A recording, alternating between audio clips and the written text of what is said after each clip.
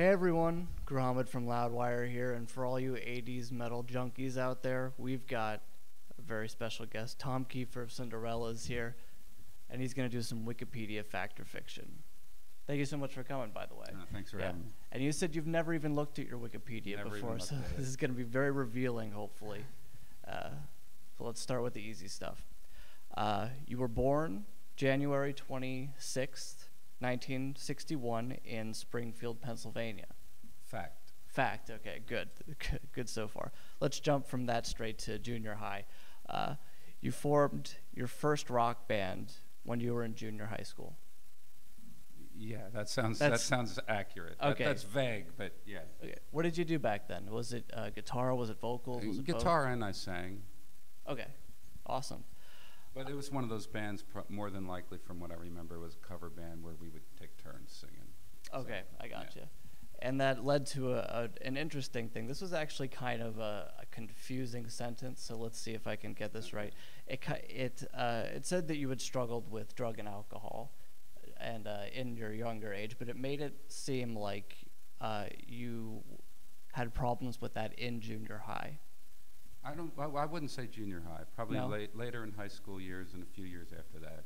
But not. I would, if you want to set the record straight. No, not in junior high. Not in junior high. No.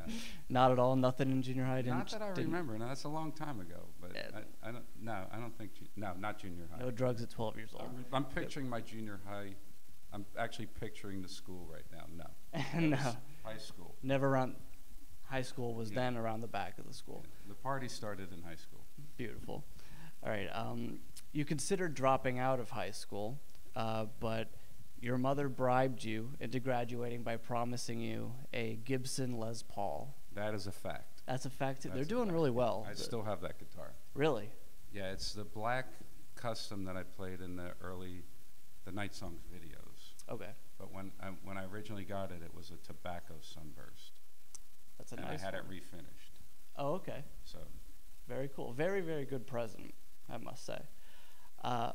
While focusing, I like this one a lot. While focusing on your music career, you had jobs delivering film to developing outlets, and you had a job walking race horses.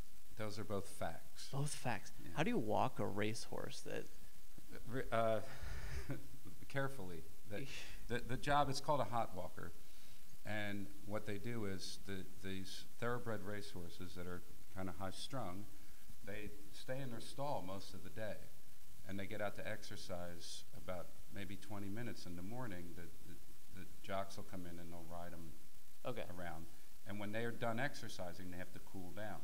So the hot walker's job is they come off the track after exercising, just like out of their minds, and they hand you the reins and say, "Now walk them in a circle and calm them down." So it was essentially like walking a dog almost, like with a leash, kind of. Yeah, a little more dangerous than that, though. Yeah, I was thinking when they'd run off, it's like when they run off, you're going with them. Yeah, they were pretty wild when they come back from exercise. That never happened, though.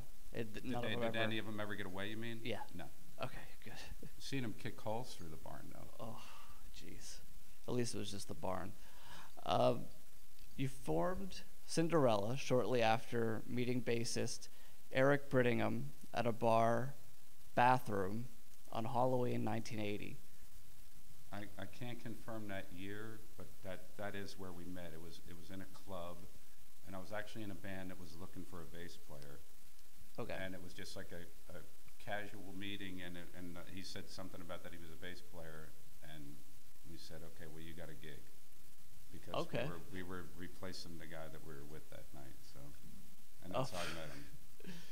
That's good timing for him, I guess. Yeah. This was like midstream at the urinal? Something? No. All right. That's just a weird place to meet someone at a bar bathroom. Yeah, it wasn't at the urinal, no. It was probably kind of at the door, kind of thing. That half in, half out the bathroom. Yeah, exactly. There you go. All right. You guys were discovered. That's a better visual. Depends who you ask. Cinderella was discovered by John Bon Jovi when he saw you guys play in Philadelphia in 1985. I'm going to set the record straight. Actually, the first interest was shown by Gene Simmons a couple years before that, which didn't lead to a record deal, but he took an interest in the band, and then John saw us, and you know, I always get asked about John because that ultimately led to the record deal. So that is true that his involvement helped, but in recent years, when people talk about discovering, you know, there were people, others who had taken an interest before that, and Gene being the main one. So, but yeah, it's true that John saw us in a club in Philadelphia. He was in town making his second record, 7,800 degrees Fahrenheit, and he walked into the club and he watched us play, and he came back and introduced himself. And Runaway was a hit at the time, so we knew who he was, and we were like, it's that guy that sings on MTV. You know, we were young. You know, that was kind of cool for us.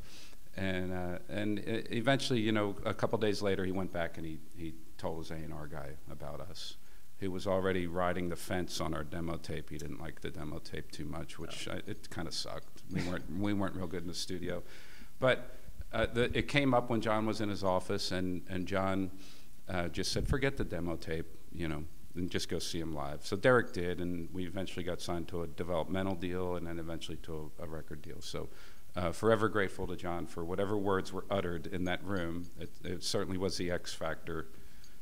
Who knows where we'd be if those, however many words, 5 words, had not been spoken. Forget the tape, go see them live. How many words is that? That's all right. How far before John was Gene in trying to push you guys? Just a couple years, if I remember. Years, okay. Yeah, it's a few years before that. Wow. All right. Well, he must have been happy to see you guys make it. Yeah. During the Heartbreak Station tour, you suddenly lost your voice. You underwent several unsuccessful operations before doctors discovered nodules on your vocal cords and paralysis of your left vocal cord. I actually never had any nodules, or nodes, as they call them. All right, so that's fiction. The whole problem was the paralysis, which went undetected for a few years because it's not something that shows up easily in a normal office exam. So, and I had many surgeries, and I was told I would never sing again. And there's no cure. The surgeries were a result of just damage from trying to sing with the condition, have to repair hemorrhages and stuff. So there was no medical action taken really to try and cure it. The only way you can fix it is to try and retrain it. You know, it's like your arm won't move right, and you got to try and figure out how to make it move again. It's the same thing, you know. So I was fortunate enough to be able to, after many years, kind of figure it out. So. Good. It also said on Wikipedia that you suffered from a cyst on your vocal cords and various hemorrhages. Yeah, those were the things that I just spoke of that were kind of, I call them collateral damage. Right. Because with the paralysis, it's such a weakness that you just strain trying to sing, you know, and I refused to give up, and I just kept trying to sing, so I'd tear my cords up, and then that would require surgical intervention to fix it, so. Do you know how many surgeries? I've had 6. 6 vocal surgeries. Yeah. How frustrating. And I don't know how many hemorrhages, because I don't think all of them got caught, because I think you never know. How frustrating is that, going through surgery after surgery, not knowing if you're going to be on stage again, singing in front of your fans? It sucks, you know. I mean, it's at that condition, and when I got that diagnosis and told I'd never sing again, you know, it just rocked my foundation. You know, singing songs is my expression. You know, it's since I was 7 or 8 years old when I, you know, first picked up a guitar and sang songs. So it was devastating. Yeah.